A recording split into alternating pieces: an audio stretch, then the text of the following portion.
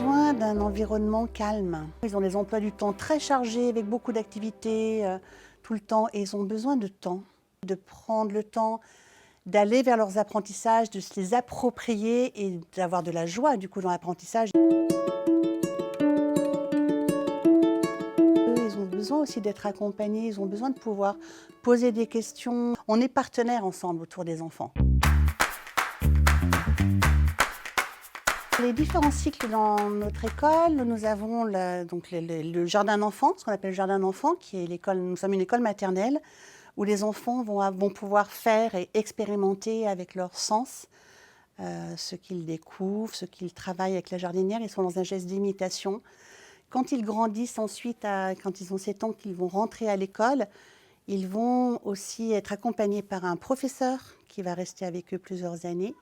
Et une équipe de professeurs aussi, et on va vraiment travailler avec eux la joie de découvrir, leur donner... C'est un peu comme si on dressait une table, un banquet, en mettant plein de bonnes choses sur la table, et chacun va aller picorer là où il est, et avoir la joie d'apprendre.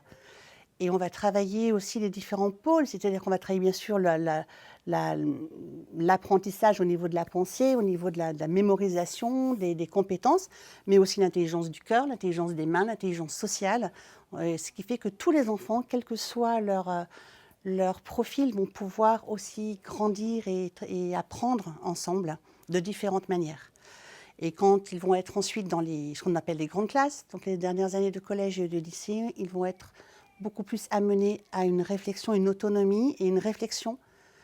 Pas juste apprendre pour apprendre, mais aussi comprendre pourquoi on apprend et qu'est-ce que l'on peut développer comme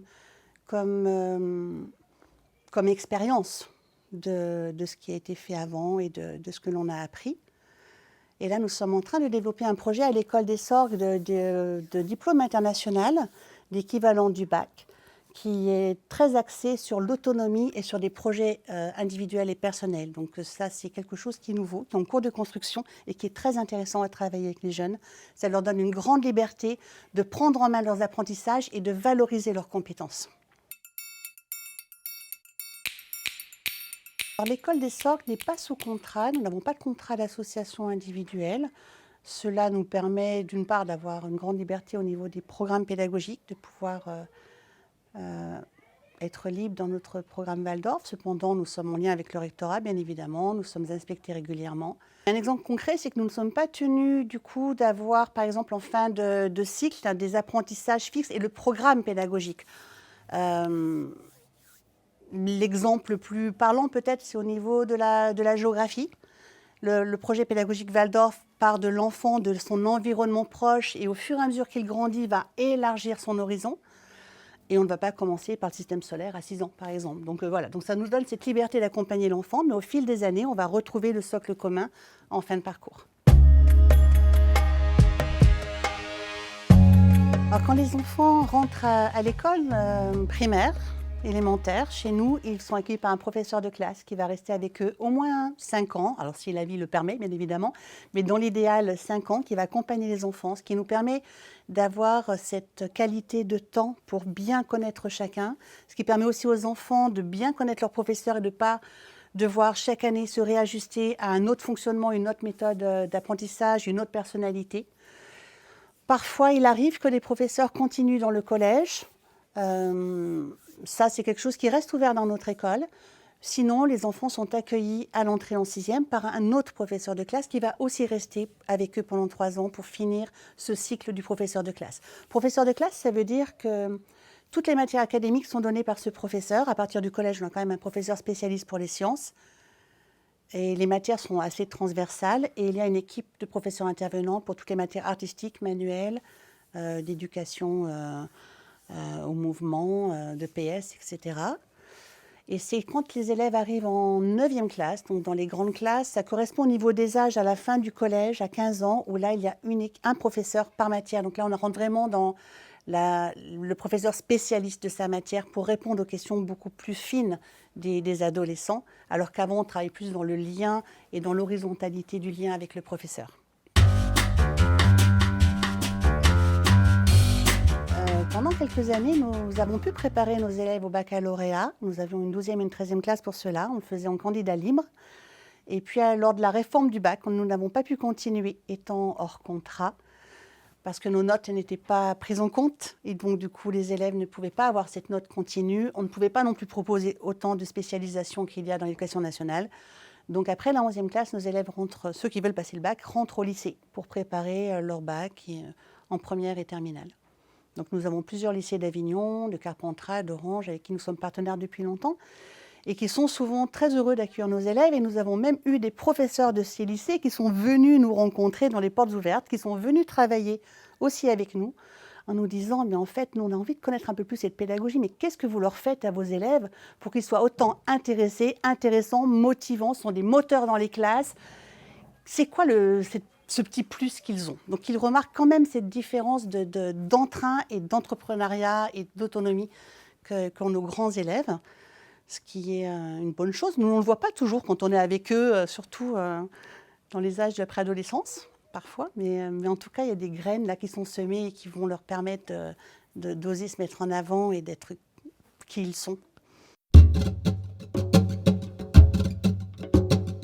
L'anthroposophie est le fondement de cette pédagogie parce qu'elle amène un regard sur l'enfant, sur le développement de l'enfant, tel que l'avait décrit Rudolf Steiner quand il lui avait été demandé de créer une pédagogie après la Première Guerre mondiale pour que plus jamais on ait ces situations-là. C'est une source pour les professeurs de regard sur l'enfant, en fait, sur son développement, sur là où il en est, sur comment l'accompagner, pour mieux comprendre comment certains profils d'enfants travaillent, comment travailler avec d'autres. On va en parler en réunion de classe avec des parents. On peut aussi échanger, bien évidemment, pour comprendre justement pourquoi est-ce qu'on va travailler une matière de cette manière-là, comment est-ce qu'on va travailler avec certains enfants, avec certains profils d'enfants. Alors les tempéraments tels qu'ils sont décrits dans notre pédagogie, il y a 4 tempéraments principaux où nous sommes censés arriver à l'âge adulte, avoir ces 4 tempéraments en équilibre. Donc c'est tout un travail et bien évidemment en fonction des différents âges de la vie, il y a des tempéraments qui sont plus mis en avant que d'autres. Donc il y a le tempérament sanguin, le tempérament mélancolique, le tempérament flegmatique et le tempérament colérique. Alors qu'est-ce que ça veut dire ? En fait, c'est la manière dont les enfants vont se présenter un peu dans leur manière d'être et dans leurs apprentissages, dans leurs relations entre eux aussi. Donc le tempérament sanguin, c'est vraiment le tempérament où un peu tous les enfants ont ce côté-là, un peu pétillant, un peu joyeux, d'être dans la vie, d'être curieux, intéressé par plein de choses. Et dans une classe, ce type d'enfant qui va développer plus ce tempérament-là, il va falloir l'aider à revenir à l'essentiel, à revenir à son travail, à revenir à ses apprentissages, à ne pas se laisser disperser, à vouloir aller dans tous les sens. Donc plutôt l'aider à apprendre à canaliser ses objectifs et son enthousiasme. L'enfant qui est de tempérament flegmatique, c'est un enfant qui va se laisser peu imprégné par ce qu'il y a autour de lui. Il va suivre son petit bonhomme de chemin, il va avancer, il a son petit univers autour de lui. Donc là, c'est être sûr d'aller le chercher, de pouvoir créer chez lui de la curiosité, parce qu'elle ne va pas être là naturellement forcément. L'enfant qui est de tempérament mélancolique, au contraire, lui va être très très affecté par tout ce qui l'entoure et il va avoir énormément d'empathie pour tout ce qu'il y a autour de lui et du coup, il peut aussi s'oublier parfois. Et c'est l'accompagner dans ce geste-là, ben oui, ça existe, mais on peut aussi changer les choses. Donc ramener un peu de légèreté dans tout ce qu'il vit et aussi de se tourner un peu vers les autres parce qu'il peut avoir cette tendance d'être tourné beaucoup vers lui-même aussi.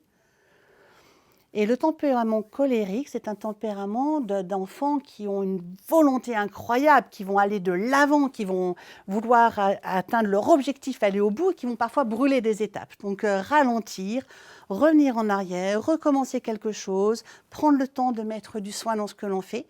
Et donc dans une classe, on a ces 4 tempéraments et on doit jongler avec. Et puis ils vont aussi travailler ensemble. Donc on va aussi dans la disposition des classes asseoir des enfants les uns à côté des autres pour qu'aussi ils puissent équilibrer leurs différentes tendances. Et ça, c'est assez spectaculaire comment parfois ces binômes ou ces enfants arrivent à vraiment s'entraider. Le mélancolique peut vraiment bénéficier du sanguin qui va lui amener de la légèreté et qui va lui amener de la joie. Et puis en même temps, il va poser un petit peu le sanguin dans quelque chose qui va l'apaiser, par exemple.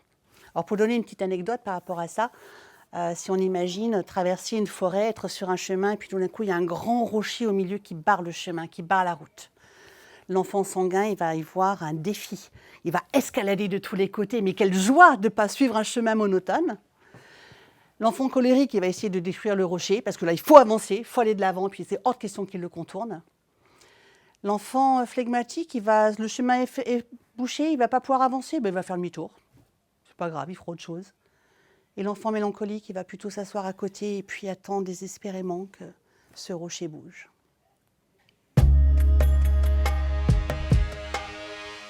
Alors, en ce qui concerne les attaques contre les écoles Waldorf, ce que je trouve toujours stupéfiant, c'est de voir à quel point ce sont des personnes qui ne connaissent pas qui on parle et qui ne vont pas aller forcément chercher. Alors, bien évidemment que parfois on entend qu'il y a des anciens parents qui ne sont pas contents.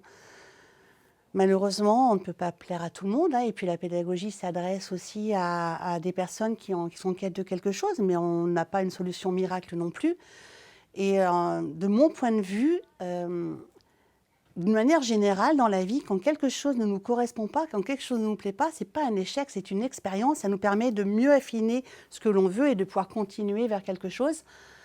Et c'est peut-être le meilleur exemple d'une pédagogie non sectaire, c'est qu'il y ait autant d'avis différents et autant de liberté de pouvoir les exprimer.